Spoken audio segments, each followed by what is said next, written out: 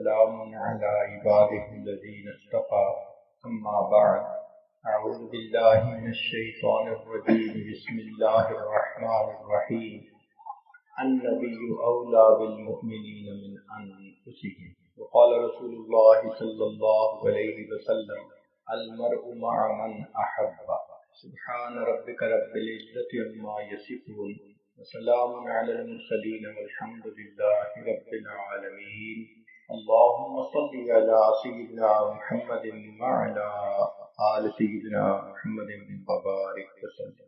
نبی علیہ الصلوۃ والسلام کا ارشاد گرامی ہے احب اللہ لما یغزوکم من نعمہ، تم اللہ رب العزت سے محبت کرو کہ اس نے تمہیں کھانے کے لیے کیا کیا نعمتیں عطا فرمائیں۔ وَأَحِبُّونِي لِحُبِّ اللَّهِ، اور مجھ سے محبت کرو کہ میں اللہ رب العزت کا محبوب ہوں۔ اللہ مجھ سے محبت فرماتے ہیں۔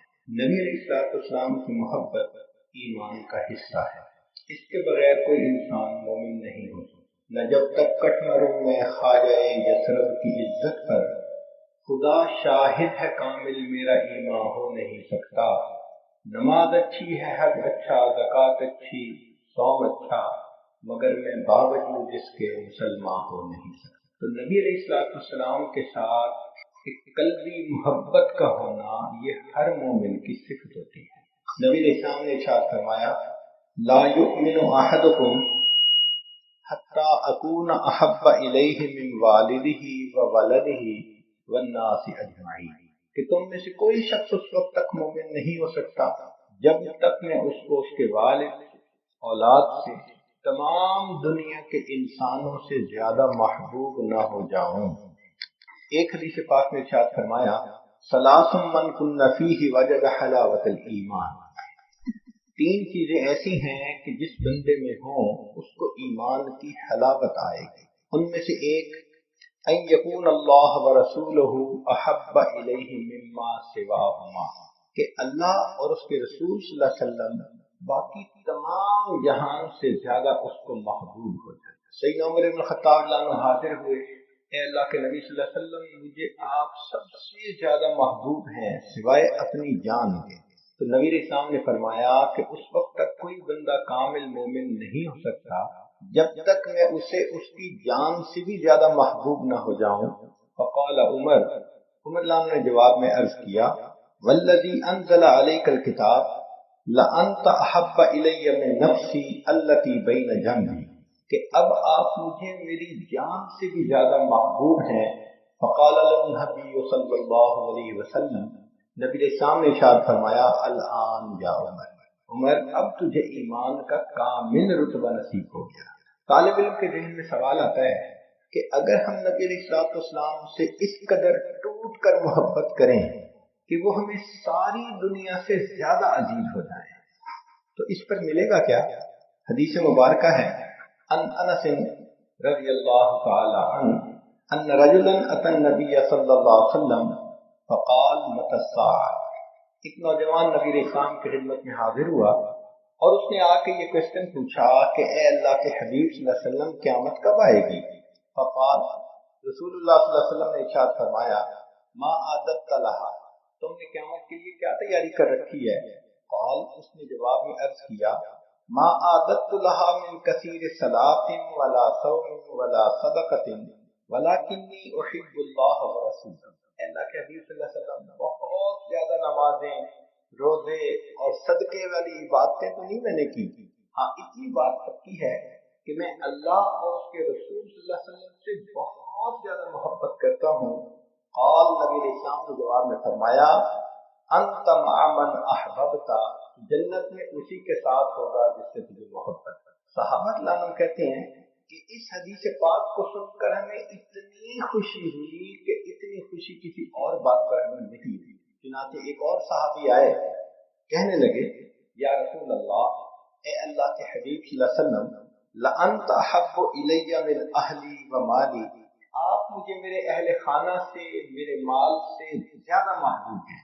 وَإِنِّي لَأَذْكُرُكَ، اب جب کبھی میں آپ کو یاد کرتا ہوں فَمَا أَصْبِرُ حَتَّى أَجِيءَ فَأَنظُرَ إِلَيْكَ، مجھ سے رہا نہیں جاتا آپ کی یاد تڑپاتی ہے تو میں آپ کی خدمت میں حاضر ہوتا ہوں اور آپ کی زیارت سے اپنی آنکھوں کو میں ٹھنڈا کر لیتا ہوں۔ وَإِنِّي ذَكَرْتُ مَوْتِي وَمَوْتَكَ، اور میں یہ بھی سوچتا ہوں کہ ایک دن مجھے بھی موت آنی ہے اور ایک دن آپ نے بھی پردہ فرمانا ہے۔ فَعَرَفْتُ أَنَّكَ إِذَا دَخَلْتَ الْجَنَّةَ رَفَعْتَ مَعَ النَّبِيِّينَ، اور یہ بھی میں سوچتا ہوں کہ آپ جنت میں جائیں گے تو آپ کا درجہ تو انبیاء کے ساتھ پہنچا ہوگا، اور میں جنت میں پہنچ گیا تو نیچے ہوگا۔ تو کہنے کا مقصد یہ تھا، اے اللہ کے نبی صلی اللہ علیہ وسلم، نیچے والا تو اوپر جا نہیں سکتا، اگر میں جنت میں آپ کا دیدار نہیں کر سکوں گا تو مجھے جنت میں مزہ ہی کیا ہے۔ اس سے اندازہ لگائیے کہ صحابہ ناموں کے دلوں میں نبی علیہ الصلوۃ والسلام کی کیسی محبت تھی۔ آج تو حور و قصور کے نام پہ ہی نوجوان خوش پھرتے ہیں، اور صحابہ ناموں کی یہ حالت تھی کہ وہ کہتے تھے کہ جنت میں اگر آقا صلی اللہ علیہ وسلم کا دیدار نہ کر سکے تو جنت میں مزہ ہی کیا ہے۔ تو بہت بڑا اجر ہے کہ اس محبت کی وجہ سے انسان کو نبی علیہ الصلوۃ والسلام کے قدموں میں جگہ ملے گی۔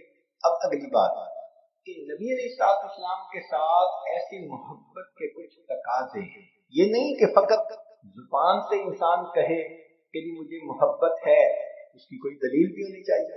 چنانچہ علماء نے اس کی چند باتیں کھول کر بیان کی ہیں کہ اگر کسی کو نبی علیہ السلام سے محبت ہے تو سب سے پہلی بات توقیرہ و تقدیرہ علیہ الصلاۃ والسلام، سب سے پہلی بات کہ وہ شخص نبی علیہ السلام کی بہت زیادہ عزت کرے گا، اکرام کرے گا، ادب کرے گا۔ اللہ تعالیٰ ارشاد فرماتے ہیں انا ارسلناک شاہدا ومبشرا ونذیرا لتؤمنوا باللہ ورسولہ وتعزروہ وتوقروہ وتسبحوہ بکرۃ واصیلا۔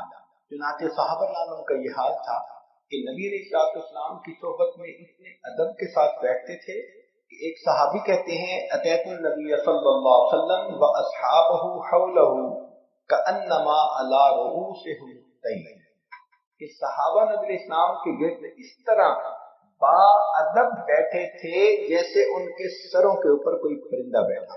قال ابو ابراہیم، ایک بزرگ فرماتے ہیں کہ واجب علی کل مؤمن، ہر مومن پر یہ واجب ہے، متا ذکرہ او ذکر عندہ، کہ جب وہ خود تذکرہ کرے یا اس کے پاس نبی علیہ السلام کا ذکر مبارک ہو، ان یخضع ویخشع ویتوکر ویسکن من حرکتہ ویأخذ فی حیبتہ واجلالہ، کہ اس کی طبیعت کے اوپر اثر محسوس ہو، کسی کی جلالت شان کا جیسے اثر ہوتا ہے تو اس بندے کے اوپر اس کا اثر محسوس ہونا چاہیے کہ اس کے سامنے اللہ کے پیارے حبیب صلی اللہ علیہ وسلم کا ذکر مبارک کیا گیا ہے۔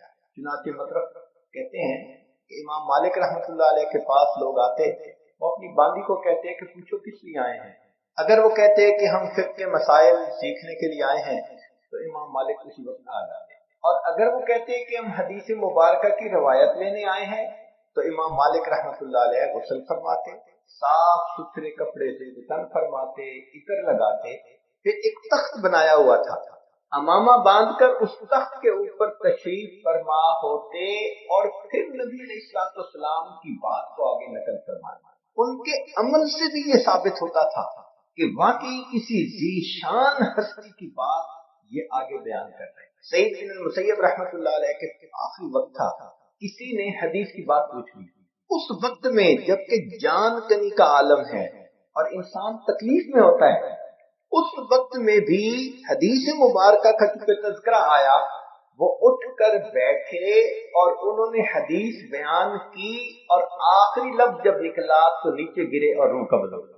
آخری لمحے میں بھی حدیث مبارکہ کا ایسا ادب تھا۔ چنانچہ وہ لوگ جو تو نبی علیہ السلام کی صحبت میں تھے وہ تو آپ صلی اللہ علیہ وسلم کے سامنے ادب سے بیٹھتے تھے، آج ہمارے سامنے اگر حدیث مبارکہ کا درس ہو، تلاوت ہو، تو ہمیں چاہیے اسی طرح ادب سے بیٹھیں جس طرح کے صحابہ کرام نبی علیہ السلام کی صحبت میں بیٹھے۔ عبداللہ بن مبارک رحمۃ اللہ علیہ بڑے محدث گزرے ہیں، امام اعظم ابو حنیفہ رحمۃ اللہ علیہ کے خصوصی شاگرد تھے، ان سے اگر چلتے ہوئے کوئی حدیث مبارکہ کے بارے میں پوچھا کرتا تھا تو وہ اس کے جواب نہیں دیتے، فرمایا کرتے تھے کہ حدیث مبارکہ کی شان ہے کہ انسان سکون اطمینان کے ساتھ بیٹھ کر پھر اس بات کو نقل کرے۔ امام مالک رحمۃ اللہ علیہ حدیث مبارکہ کا اتنا ادب کرتے تھے کہ ایک مرتبہ بچھو نے انہیں کئی مرتبہ ڈنگ لگایا، چہرے کا رنگ متغیر ہوتا رہا، مگر انہوں نے مجلس میں حدیث مبارکہ کو درمیان میں نہیں چھوڑا، پورا مکمل کیا۔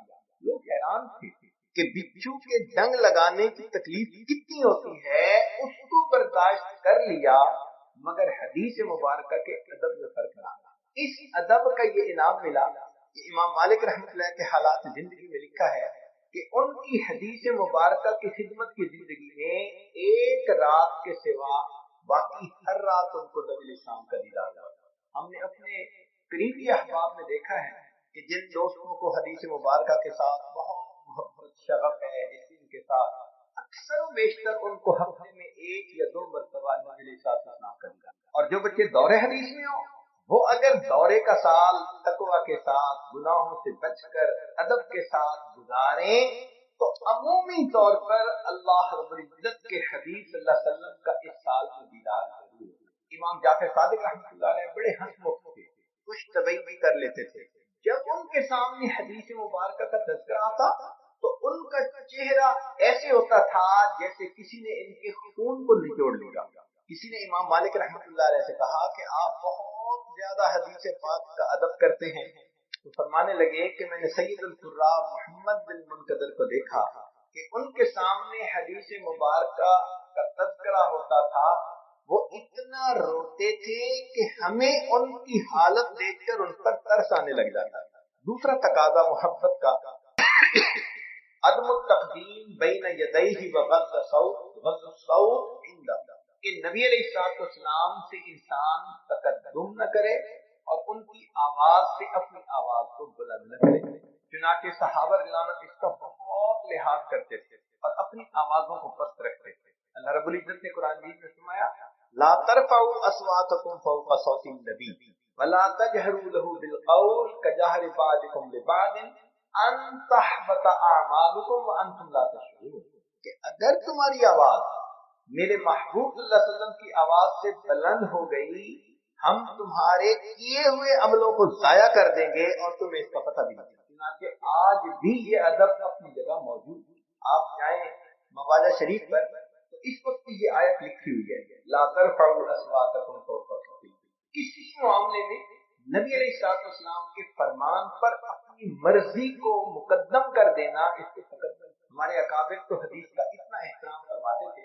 امام مالک رحمۃ اللہ علیہ نے فرمایا کہ اگر میرے کسی فتویٰ کے مقابلے میں کسی شخص کو نبی علیہ السلام کی کوئی ضعیف حدیث بھی مل جائے تو اس کو چاہیے میرے قول کو چھوڑ کر محبوب صلی اللہ علیہ وسلم کی حدیث پر عمل کرے۔ تیسرا تقاضا اعظام جمی اسبابہ و اکرام مشاہدہ و امکنتہ من المکہ والمدینہ، کہ جب کسی سے محبت ہوتی ہے تو اس کے متعلق جو بھی چیزیں ہوتی ہیں ان سے بھی محبت ہوتی ہے۔ کہتے ہیں کہ مجنو ایک مرتبہ کتے کے پاؤں چوم رہا تھا تو کسی نے پوچھا کیوں؟ کہنے لگا کہ یہ لیلا کی گلی سے ہو گیا ہے۔ تو اگر دنیا کے مجنون ایسے ہیں تو نبی علیہ السلام کی محبت تو کچھ زیادہ ہونی چاہیے۔ چنانچہ ہمیں ان شہروں سے محبت، ان چیزوں سے محبت جو نبی علیہ السلام کے استعمال میں رہی یا جن کا کسی بھی طرح سے نبی علیہ السلام کے ساتھ کوئی تعلق۔ امام مالک رحمۃ اللہ علیہ کا یہ حال تھا کہ کان مالک لا يركب بالمدینہ دابۃ وکان یقول استحیی من اللہ ان اطأ تربۃ فیہا رسول اللہ صلی اللہ علیہ وسلم بحافر دابۃ، مجھے زیب نہیں دیتا کہ مدینے کے جن رستوں پر میرے آقا صلی اللہ علیہ وسلم چلے ہوں امام مالک اپنی سواری کے سموں سے اس جگہ کو پامال کرے۔ چنانچہ مدینہ طیبہ میں سواری پہ سوار بھی نہیں ہوا گیا۔ حضرت مولانا قاسم نانوتوی رحمۃ اللہ علیہ ان کے حالات زندگی میں لکھا ہے کہ جب حج کے لیے تشریف لے گئے تو بئر علی مدینہ طیبہ کے باہر ایک جگہ ہے، وہیں پر ہی جوتے اتار دیے۔ کسی نے کہا کہ حضرت سنگلاف زمین ہے اور آپ کا جسم نازک ہے تو پاؤں زخمی ہو جائیں گے۔ فرمایا زخموں کی تکلیف برداشت کر لوں گا، میں اپنے آقا صلی اللہ علیہ وسلم کی اس زمین پر جوتوں کے ساتھ چلنا پسند کروں۔ امام مالک رحمۃ اللہ علیہ کو کسی نے آ کر ایک کمان دکھائی اور یہ کہا کہ یہ کمان نبی علیہ السلام کے استعمال میں رہی ہے۔ قال مالک، امام مالک رحمۃ اللہ فرماتے ہیں ما مسست القوس بیدی الا علی طہارت منذ بلغنی ان النبی صلی اللہ علیہ وسلم اخذ القوس بیدی، جب مجھے پتہ چلا کہ نبی علیہ السلام نے اس کمان کو اپنے ہاتھوں میں پکڑا ہے، میں نے اس کے بعد اس کمان کو کبھی بے وضو ہاتھ نہیں لگایا۔ چوتھا تقاضا حب الصحابہ و اہل بیت، کہ نبی علیہ السلام کے اہل بیت سے اور آپ کے صحابہ کرام سے انسان محبت کرے۔ نبی علیہ السلام نے ارشاد فرمایا اللہ اللہ فی اصحابی لا تتخذوهم من بعد غرضا فمن احبهم فبحبی احبهم، جو میرے صحابہ سے محبت کرے گا وہ میری محبت کی وجہ سے ان سے محبت کرے گا۔ تو صحابہ کرام سے اور اہل بیت سے محبت کرنا۔ من احب شیئا احب من یحب، بندہ جب کسی سے محبت کرتا ہے جو چیزیں اس کو محبوب ہوتی ہیں ان سے بھی محبت کرتا ہے۔ چنانچہ حدیث مبارک میں ہے آیت الایمان حب الانصار و آیت النفاق بغض، کہ انصار سے محبت کرنا ایمان کی علامت ہے اور ان کے ساتھ بغض رکھنا یہ نفاق کی علامت ہے۔ انس رضی اللہ عنہ روایت کرتے ہیں کہ نبی اسلام نے ارشاد فرمایا مثل اصحابی کمثل الملح فی الطعام لا یصلح الطعام الا بہ، کہ جیسے آٹے کے اندر نمک ہوتا ہے کہ اس کے بغیر روٹی بے ذائقہ ہوتی ہے، میرے صحابہ کی محبت نمک کی مانند ہے، ان کے بغیر انسان کا ایمان بے ذائقہ۔ ایک اور حدیث مبارکہ نبی اسلام نے ارشاد فرمایا من حفظنی فی اصحابی ورد علی الحوض، جو میرے صحابہ کی عزت و حرمت کی حفاظت کرے اس کو چاہیے کہ حوض کوثر پر میرے پاس آئے۔ ومن لم یحفظنی فی اصحابی لم یرد علی الحوض، اور جو میرے صحابہ کی عزت و حرمت کی حفاظت نہ کرے اس کو چاہیے حوض کوثر پر میرے سامنے ہی نہ آئے۔ سیدنا حسن رضی اللہ عنہ فرماتے ہیں کہ نبی اسلام نے ارشاد فرمایا لکل شیء اساس، ہر چیز کی ایک بنیاد ہوتی ہے۔ اساس الاسلام حب اصحاب رسول اللہ، اور اسلام کی بنیاد نبی علیہ السلام کے اصحاب اہل بیت کے ساتھ محبت کا کرنا ہے۔ ایوب سختیانی رحمۃ اللہ علیہ فرماتے تھے من احب ابا بکر فقد اقام الدین، جس نے ابو بکر عنہ سے محبت کی اس نے دین کو قائم کر لیا۔ ومن احب عمر فقد اوضح السبیل، عمر عنہ سے محبت کی اس کے اوپر راستہ واضح ہو گیا۔ ومن احب عثمان فقد استضاء بنور اللہ، جس نے عثمان عنہ سے محبت کی اس نے اللہ کے نور سے نور پا لیا۔ ومن احب علی، اور جس نے علی عنہ سے محبت کی فقد اخذ بالعروۃ الوثقی، اس نے مضبوط رسی کو پکڑ لیا۔ ومن احسن الثناء علی اصحاب محمد صلی اللہ علیہ وسلم، اور جو شخص صحابہ عنہ کی خوب تعریف کرے فقد بری من النفاق، وہ شخص نفاق سے بری ہے۔ پانچواں تقاضا الاقتداء بہ، کہ انسان نبی علیہ السلام کے ساتھ محبت کرتا ہے اس کا ثبوت یہ کہ اب وہ نبی علیہ السلام کی سنت کی پیروی۔ عبداللہ بن مبارک رحمۃ اللہ علیہ فرماتے ہیں تعصل الہ وانت تدعم حبہ ھذا لعمری فی القیاس بدیع لو کان حبک صادقا لاطعتہ ان المحب لمن یحب، کہ اگر تو محبت میں سچا ہوتا تو تو اطاعت کرتا، اس لیے کہ محب جس سے محبت کرتا ہے اس کی اطاعت ہے۔ صحابہ عنہ اطاعت کرنے میں اتنے کامل تھے انسان حیران۔ چنانچہ ابن عمر رضی اللہ تعالیٰ عنہ عمرے حج کے سفر پہ جا رہے ہیں، راستے میں ایک جگہ سواری کھڑی تھی، سواری سے نیچے اترے اور قریب درختوں کی جگہ تھی وہاں پر گئے اور اس طرح بیٹھے کہ جیسے قضائے حاجت کے لیے انسان بیٹھتا ہے، مگر فارغ نہیں ہوئے، ویسے ہی اٹھ کے واپس آئے اور سفر شروع کر دیا۔ جو رفقائے سفر تھے انہوں نے پوچھا کہ حضرت اگر حاجت نہیں تھی تو آپ خود بھی رکے، ہمارا بھی وقت لگوایا؟ تو فرمایا کہ مجھے ضرورت تو نہیں تھی، مگر ایک مرتبہ نبی علیہ السلام کے ساتھ سفر کرتے ہوئے میں نے دیکھا کہ میرے آقا صلی اللہ علیہ وسلم یہاں رکے اور قضائے حاجت کے لیے یہاں آ کر بیٹھے، اگرچہ ضرورت نہیں تھی میرا جی چاہا میں وہی عمل کروں جو میرے آقا صلی اللہ علیہ وسلم نے کیا۔ کیا والہانہ محبت تھی۔ چنانچہ ایک صحابی کے حالات زندگی میں لکھا ہے کہ وہ افریقن ملک کے تھے تو ان کے بال عام طور پر کرلی ہوتے ہیں، سخت ہوتے ہیں، تو ان کی مانگ نہیں نکلتی تھی، جبکہ نبی علیہ السلام مانگ نکالتے تھے درمیان میں سے.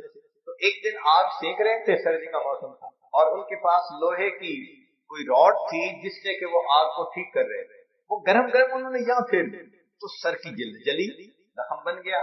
تو لوگوں نے پوچھا کہ آپ نے یہ کیا کیا، خامخواہ اپنے آپ کو اتنی تکلیف دی. تو کہنے لگے کہ میری تکلیف تو ختم ہو گئی، مگر اس بات کی خوشی باقی ہے کہ اب دیکھنے سے میرے سر کے درمیان مانگ نظر آئے گی. مجھے اپنے آقا سے مشابہت تھا. سیدنا حذیفہ رضی اللہ عنہ ایران فتح ہونے کے بعد جب وہاں تشریف لائے تو دسترخوان پہ لقمہ گرا اور انہوں نے کھا لیا. ساتھ والے نے کہا کہ یہاں کے لوگ اس کو معیوب سمجھتے ہیں. کیا اشکانہ جواب دیا. فرمایا اترک سنت حبیبی لہؤلاء الحمقاء، ان احمقوں کی خاطر کیا میں اپنے حبیب صلی اللہ علیہ وسلم کی سنت کو چھوڑ دوں گا. اس سے پتہ چلتا ہے کہ ان کے دل میں سنت کی کیا عظمت ہوا ہے، بس پتہ چلنے کی دیر ہوتی تھی. چنانچہ خلافت فاروقی کا واقعہ ہے، مسجد نبوی کا صحن جب بارش ہوتی تو پانی اس میں بھر جاتا تھا. اس کی وجہ یہ تھی کہ ابن عباس نانوں کا گھر قریب تھا اور ان کی چھت کا پرنالہ مسجد نبوی کے صحن میں آتا تھا. تو سارا پانی مسجد کے صحن میں آنے سے کیچڑ ہو جاتا، لوگوں کو تکلیف ہوتی. چنانچہ سیدنا عمر فاروق نانوں نے جب دیکھا کہ بھئی سب نمازیوں کو تکلیف ہوتی ہے تو انہوں نے حکم دیا کہ بھئی اس پرنالے کو یہاں سے ہٹا دیا جائے. بڑے فائدے کی خاطر چھوٹے نقصان اٹھا لینے چاہیے، شریعت کا اصول ہے. اب جب ابن عباس نانوں کو پتہ چلا تو انہوں نے ابن کعب رضی اللہ عنہ کی عدالت میں مقدمہ دائر کر دیا. ابن کعب رضی اللہ عنہ نے بلا لیا. آپ اندازہ لگائیے، امیر المومنین بھی وہیں کھڑے ہیں اور ابن عباس نانو بھی وہاں کھڑے ہیں. پوچھا کیا بات؟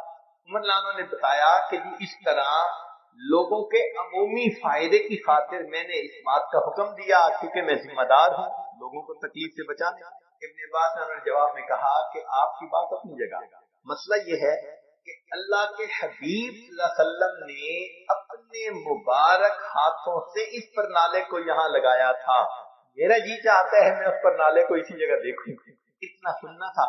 عمر فاروق لانو نے کہا کہ ابن لانو آپ فیصلہ کر دیجئے کہ پرنالہ اپنی جگہ پر لگے گا، مگر فرق یہ ہوگا کہ اب عمر فاروق وہاں جائے گا اور رکوع کی حالت میں کھڑا ہوگا اور ابن عباس میری کمر پر سوار ہو کر اس پرنالے کو فکس کریں گے جس کو میرے آقا صلی اللہ علیہ وسلم نے. چنانچہ ایسے ہی ہوا.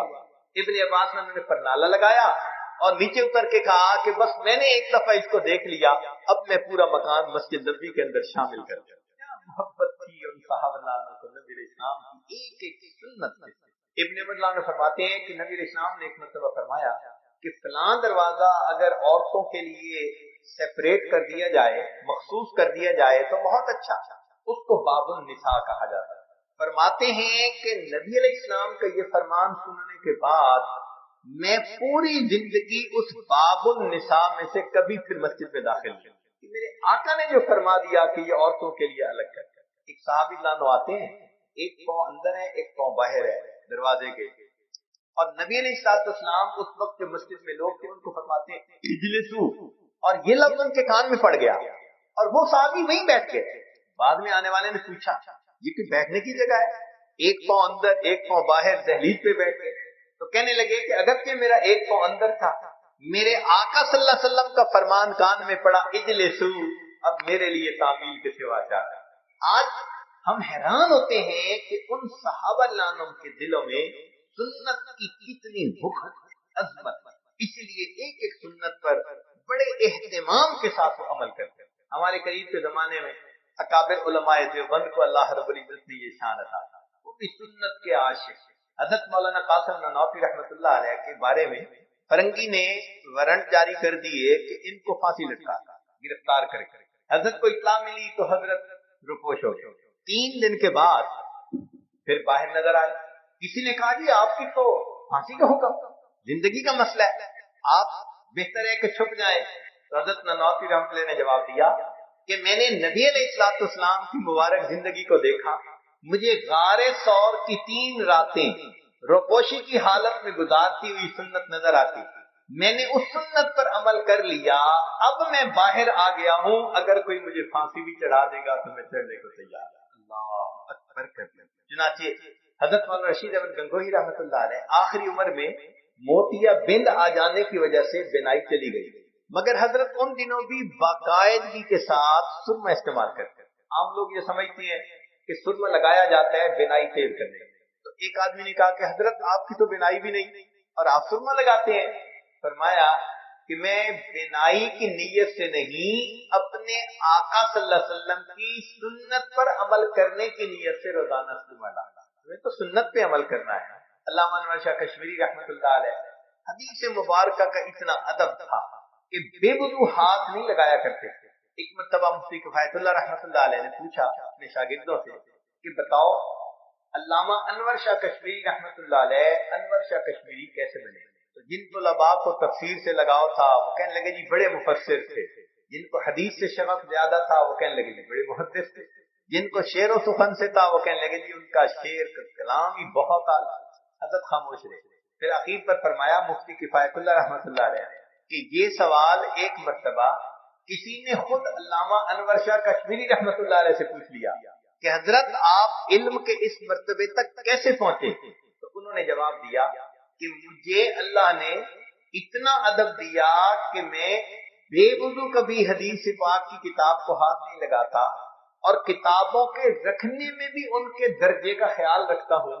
قرآن پاک پر اس کی تفسیر کو نہیں رکھتا، تفسیر پر حدیث کو نہیں رکھتا، حدیث پر اس کی فقہ کی کتاب کو نہیں رکھتا اور فقہ کی کتاب کے اوپر تاریخ کی کتاب میں رکھنے میں بھی ان کے مدارج کا. پھر فرمانے لگے کہ میں بخاری شریف جب بیٹھ کر پڑھتا ہوں تو اکثر لوگ بخاری شریف کا حاشیہ پڑھنے کے لیے بخاری شریف کتاب کو اپنا تحت بناتے ہیں. فرمانے لگے میں جب سیدھا حاشیہ پڑھ لیتا ہوں دوسری طرف پڑھنا ہوتا ہے تو میں اٹھ کے خود دوسری طرف جاتا ہوں اور وہاں سے بیٹھ کے حاشیہ پڑھتا ہوں. چنانچہ ان کو کثرت کے ساتھ نبی علیہ السلام کی زیارت ہوتی تھی. ایک مرتبہ اسحال لگ گئے. کسی نے کہا کہ حضرت آپ نے کچھ کھانے میں کوئی ایسی چیز کھا لی؟ فرمان لگے نہیں، چند دن سے زیارت نہیں ہوئی، اس خوف سے اسحال لگ گئے کہ میری کسی کوتاہی کی وجہ سے اس نعمت سے مجھے محروم نہ کیا گیا. حضرت مولانا حسین احمد مدنی رحمۃ اللہ 18 سال مسجد نبوی میں بیٹھ کے حدیث کا درس دیا. ایک ایک دن میں 11 اسباق پڑھاتے تھے. ایک مرتبہ روضہ انور کھولا گیا اور آپ کو روضہ انور کے اندر جانے کا موقع ملا تو وہاں جا کر آپ نے اپنی ریچھ سے جو جگہ تھی نیچے فرش کی اس کو صاف کرنا شروع کر دیا ریچھ کے ساتھ. تو کسی نے پوچھا کہ ریچھ سے صفائی کر رہے ہیں؟ فرمانے لگے جس کی سنت ہے اسی کی حرمت پہ قربان کر رہا. کیا محبت ان کے دل میں ہوگی. اللہ اکبر. چنانچہ اکابر علماء دیوبند میں سے ایک ایک کی زندگی کو پڑھ لیجئے، آپ کو ان کا ظاہر سنت سے بالکل مزین نظر آئے. ہر چھوٹی بڑی سنت کے اوپر عمل کرنا یہ ان کا محبوب مشغلہ ہوتا تھا. وہ لطف اٹھاتے تھے. جیسے بچہ کوئی لفظ بولے نا، دودھ کو دودھو کہہ دے تو ماں بھی کہتی ہے ابھی دودھو دیتی ہوں، حالانکہ وہ تو دودھ کہہ سکتی ہے. نہیں، اس کو بچے سے پیار ہے تو بچے نے جس لفظ کو جیسے کہا محبت تقاضا کرتی ہے کہ اس لفظ کو ویسے بولے. بالکل صحابہ العالم کا یہی حال اور ہمارے اکابر علماء دیوبند کا بھی یہی حال. ایک ایک عمل میں نبی علیہ السلام کی سنت پر عمل کیا گیا. چھٹی علامت بغض من ابغض اللہ ورسولہ. جو بندہ اللہ اور اس کے رسول صلی اللہ علیہ وسلم سے بغض رکھے تو دل میں ان کے خلاف بغض رکھنا. محبت کرنے والوں سے محبت کرنا اور بغض رکھنے والوں سے بغض رکھنا. اس کی آسان سی مثال ہے کہ جب کسی عورت کے ہاں بیٹا ہو اس کی محبت کے پیمانے بدل جاتے ہیں. پہلے اس کی محبت کا اور حساب تھا، اب اس کی محبت بچے کی بنیاد پہ.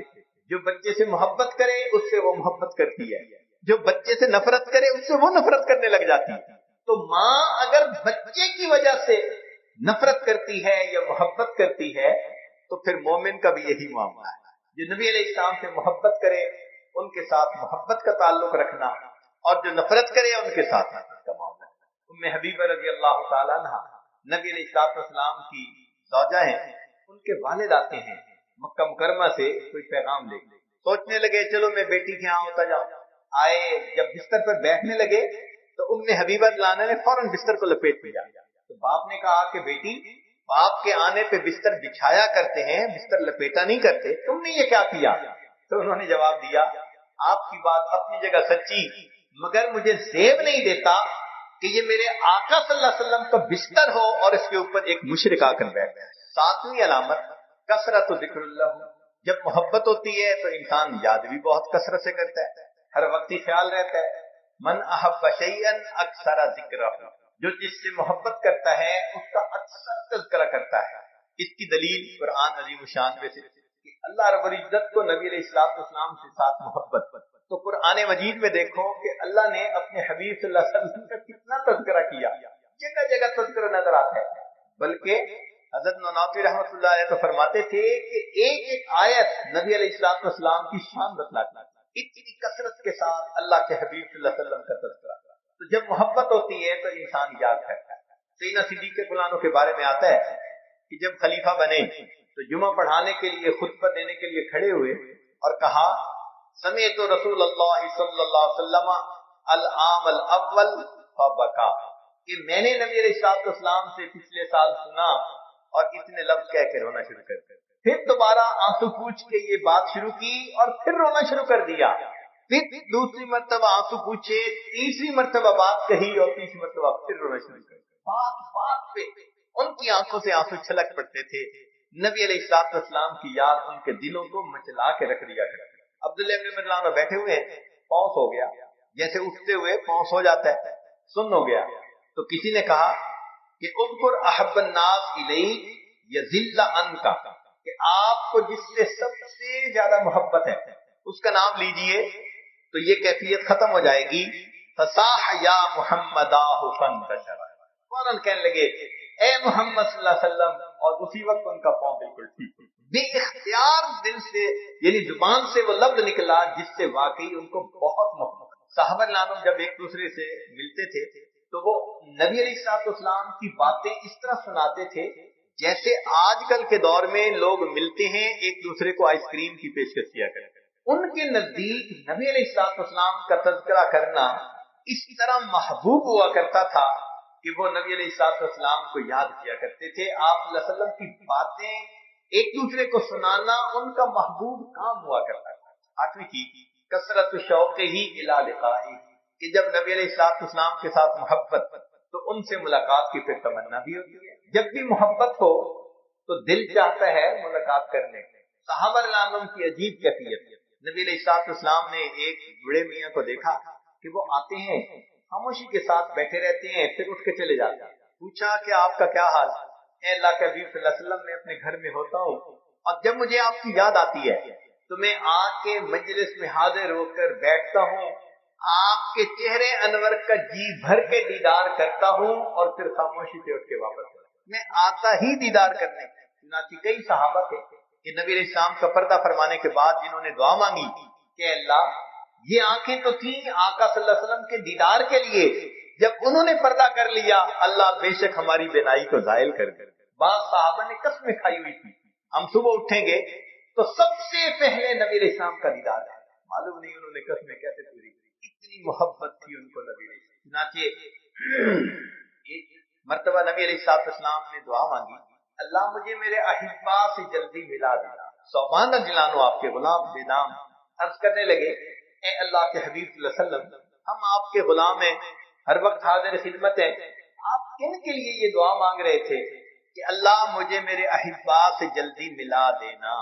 نبی علیہ السلام نے فرمایا ثوبان تمہاری محبت بڑی قدر و قیمت والی ہے، مگر تم نے میرا دیدار کیا، تم نے جبریل السلام کو اترتے دیکھا، قرآن اترتے دیکھا، میں جن کے لیے دعا کر رہا تھا ثوبان یہ وہ لوگ ہیں جو قرب قیامت میں پیدا ہوں گے، انہوں نے مجھے نہیں دیکھا ہوگا، ہاں وہ اپنے علماء سے میرے تذکرے سنیں گے اور فقط تذکرے سن کر ان کو مجھ سے اتنی محبت ہوگی کہ اگر ان کو اختیار دیا جاتا کہ اپنی اولادوں کو بیچ کر میرا دیدار کرتے تو وہ ایسا کر گزرتے۔ میں ان کے لیے دعا کر رہا ہوں اللہ مجھے ان احبا سے جلدی ملا دے۔ ابو ہریرہ نے فرماتے ہیں کہ نبی السلام نے فرمایا من اشد امتی لی حبن ناس یکونون بعدی یود احدهم لو رآنی باہلہ ومال۔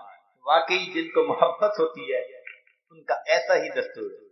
عبدہ رضی اللہ عنہ ایک صحابی ہیں، فرماتی ہیں کہ میرے والد خالد بن میدان جب بستر پر رات کو سونے کے لیے آتے تو نبی علیہ السلام اور صحابہ کو یاد کرتے اور کہتے کہ ہم اصلی و فصلی، وإلیہم یحن قلبی طال شوقی الیہم فاجل رب قبضی الی، وہ میرے اصل تھے، فصل تھے، اے اللہ میرا دل اداس ہے، جلدی میری روح کو قبض کر لے، مجھے ان کے ساتھ واصل کر۔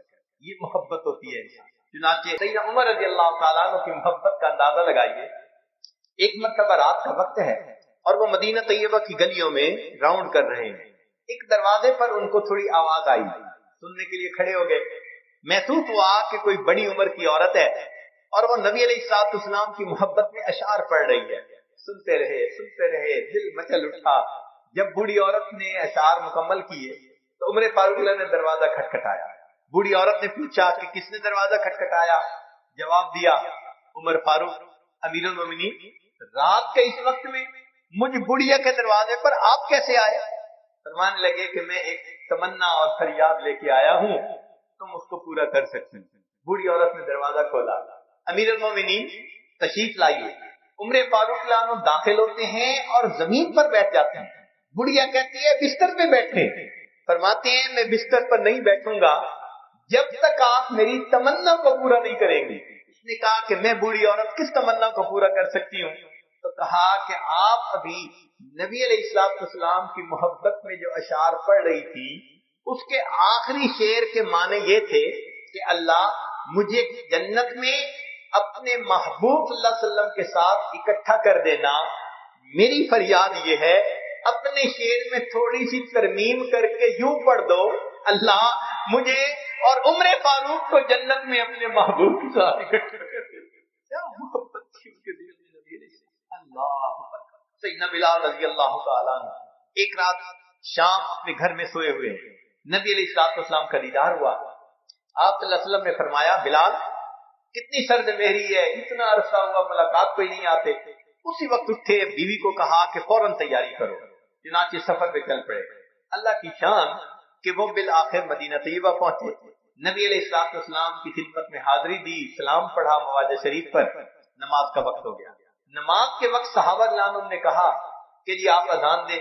فرمانے لگے کہ جب میں اذان دیتا تھا اشہد ان محمد رسول اللہ جب کہتا تھا تو میں آقا صلی اللہ علیہ وسلم کے چہرے انور کا دیدار کرتا تھا، اب اگر پڑھوں گا اور میں دیدار نہ کر سکوں گا تو مجھ سے یہ برداشت نہیں ہو سکے گا، لہذا میں اذان نہیں دیتا۔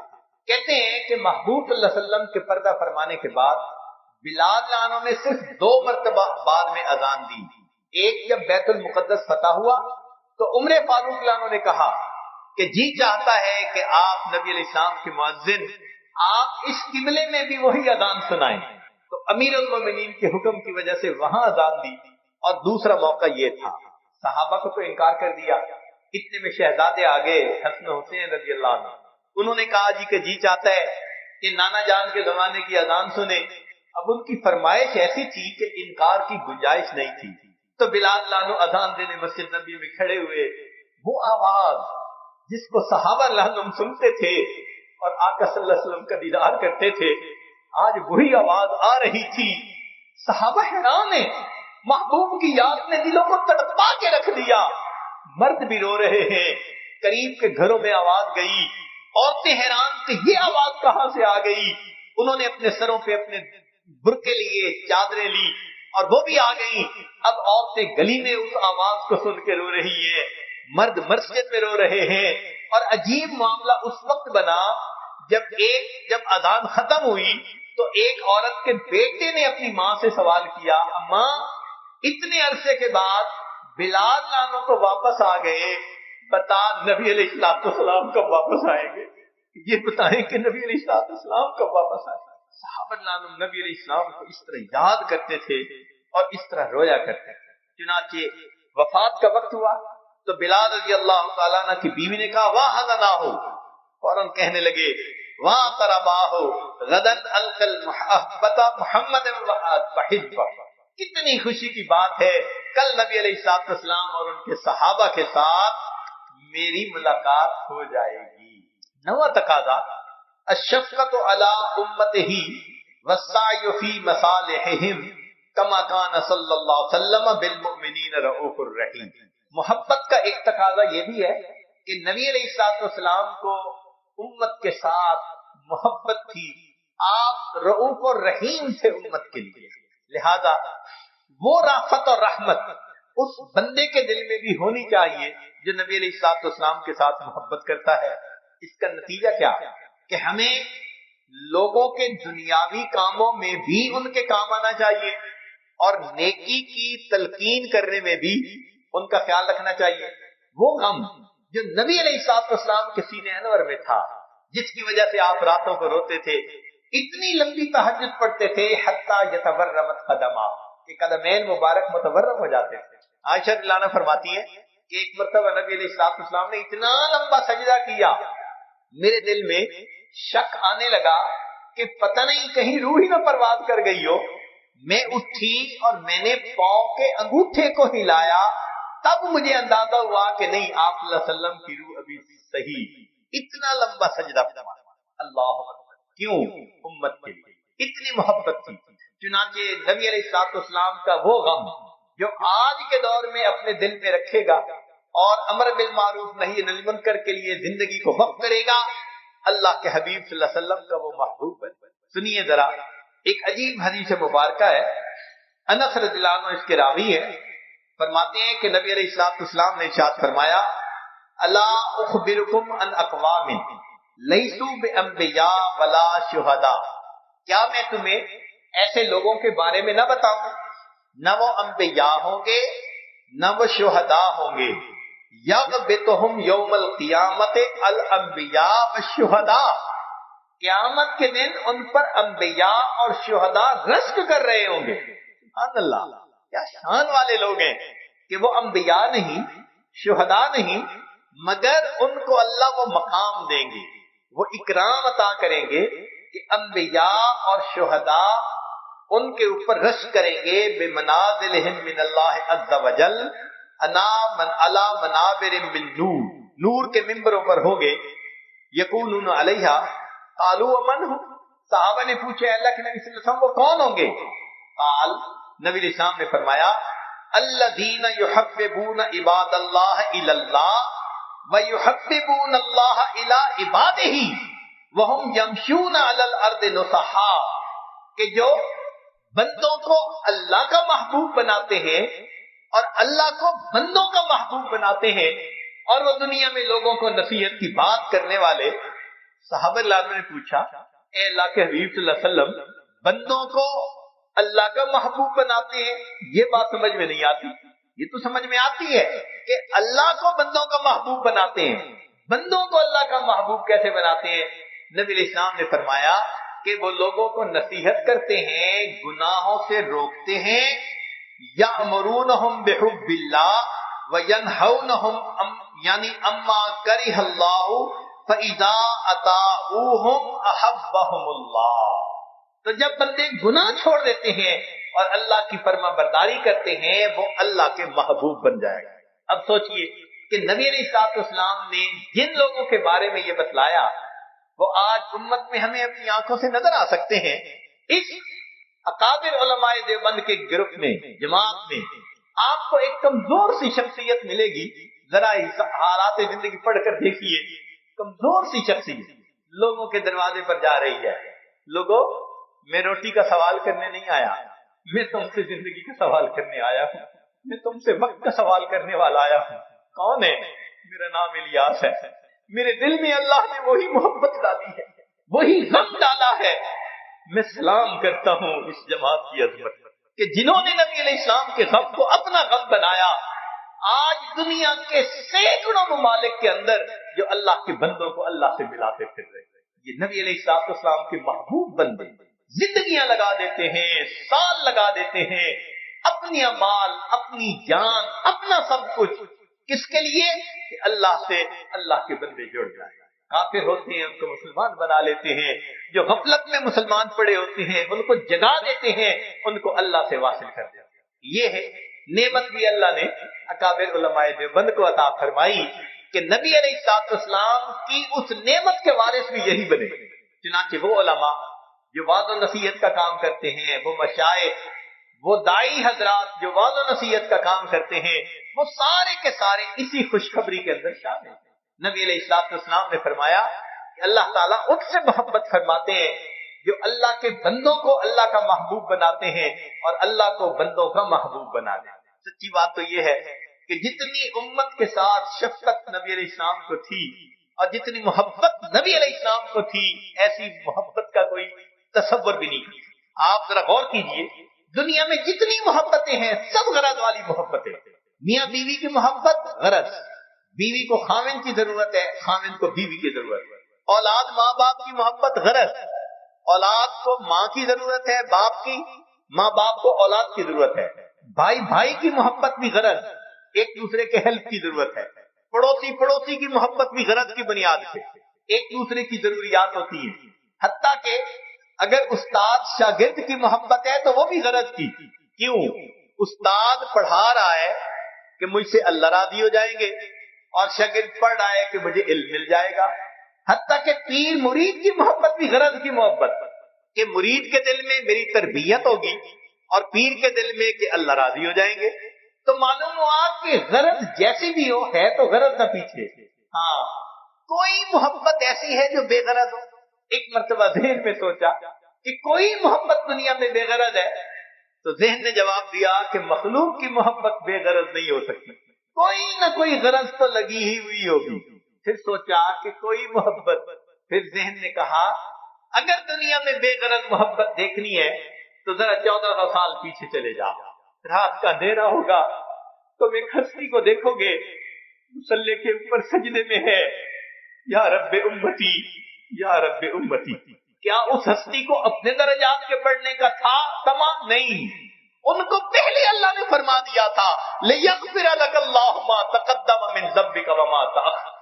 ان کو اللہ نے پہلے بتلا دیا تھا وَلَسَوْفَ يُعْطِيكَ رَبُّكَ فَتَرْضَىٰ، میرے محبوب تجھے اتنا عطا کروں گا کہ تو بس بس کرنے لگ جائے۔ پھر وہ ہستی کیوں رو رہی ہے؟ اتنا لمبا سجدہ کہ بیوی اس کے پاؤں ہلا کے دیکھتی ہے کہ ابھی زندگی تو ہے یا نہیں۔ یہ کیوں رو رہے ہیں؟ یہ امت کے اوپر شفقت کی وجہ سے رو رہے ہیں۔ نبی علیہ السلام کو امت کے ساتھ ایسی محبت، اس لیے قیامت کے دن انبیاء بھی نفسا نفسی پکارتے ہوں گے، ایک اللہ کے حبیب ہوں گے جو اس دن بھی امتی امتی فرمایا۔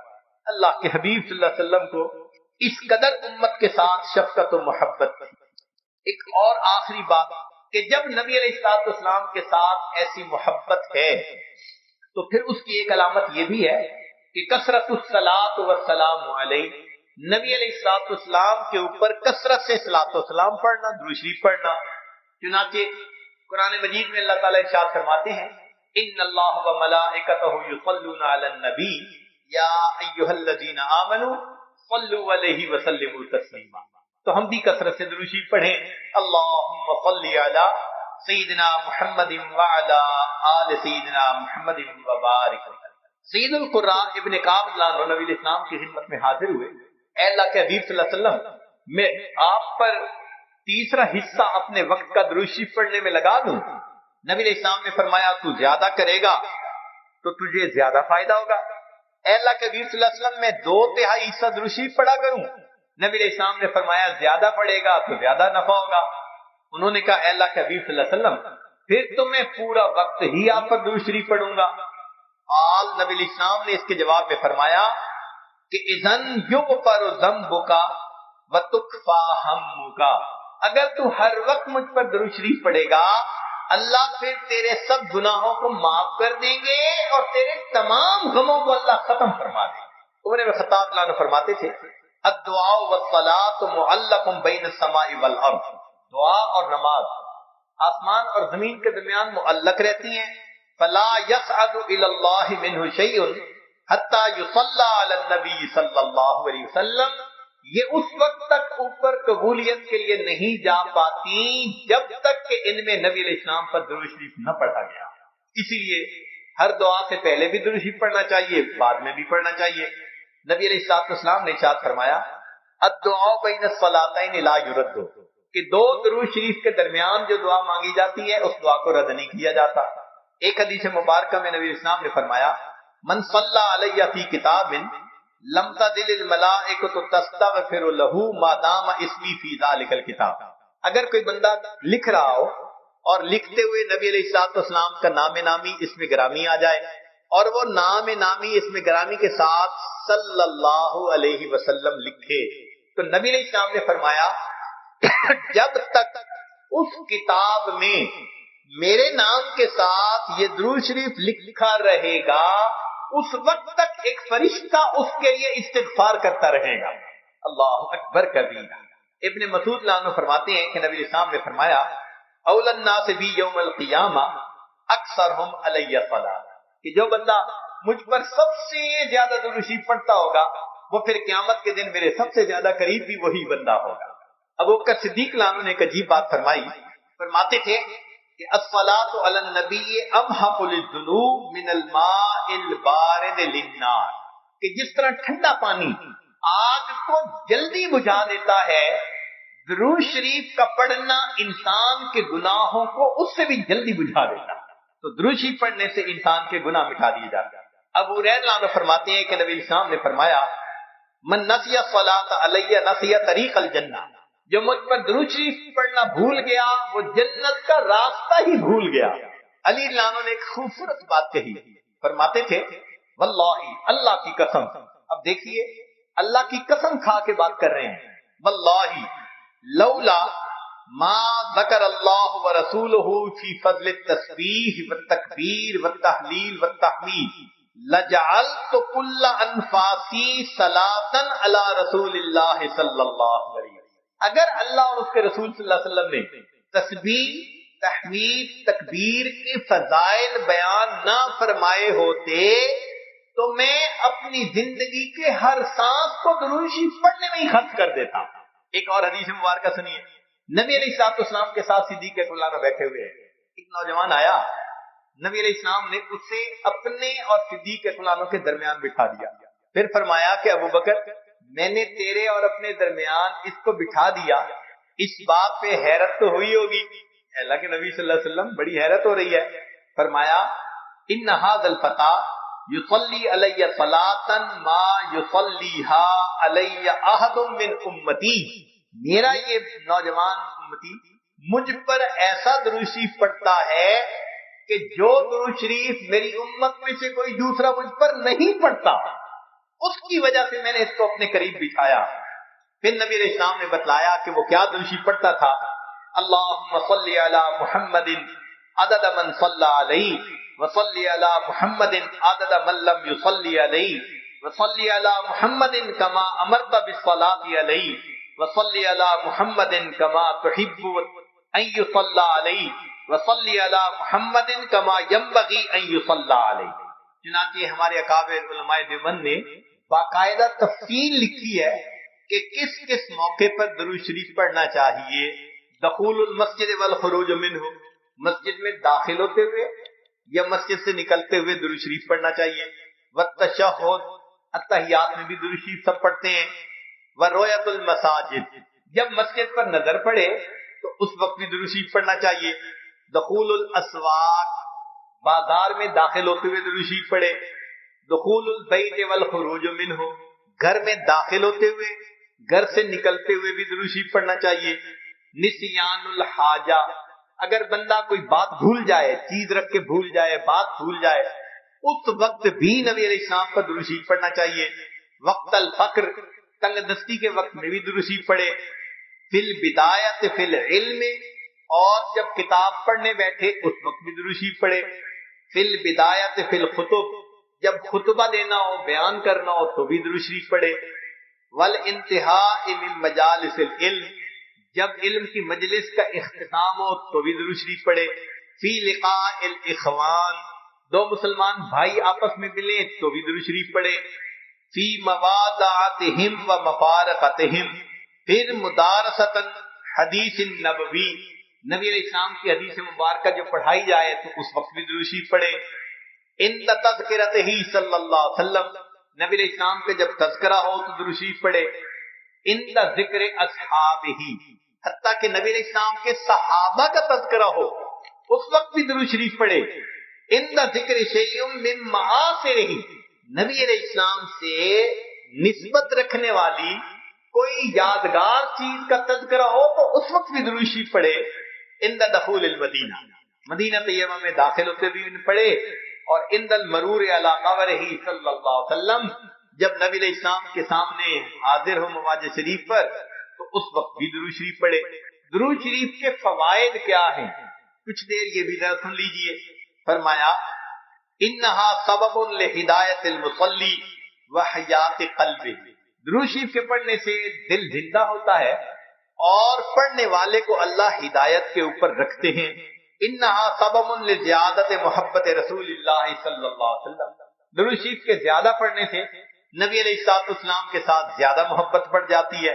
انہا سبب لزیادت محبت العبد لرسول اللہ صلی اللہ علیہ وسلم، جو درود شریف زیادہ پڑھتا ہے اس بندے کی محبت نبی علیہ السلام کے قلب مبارک میں بھی زیادہ ہو جاتی ہے۔ انہا سبب قرب العبد من ربہ یوم القیامہ، درود شریف کا زیادہ پڑھنا قیامت کے دن اللہ رب العزت کے قرب کا سبب بنتا ہے۔ انہا اداء لشیء من حقہ صلی اللہ علیہ وسلم، نبی علیہ السلام کے جو احسانات ہیں درود شریف کا زیادہ پڑھنا گویا ان احسانات کا بدلہ چکانے والی بات ہے۔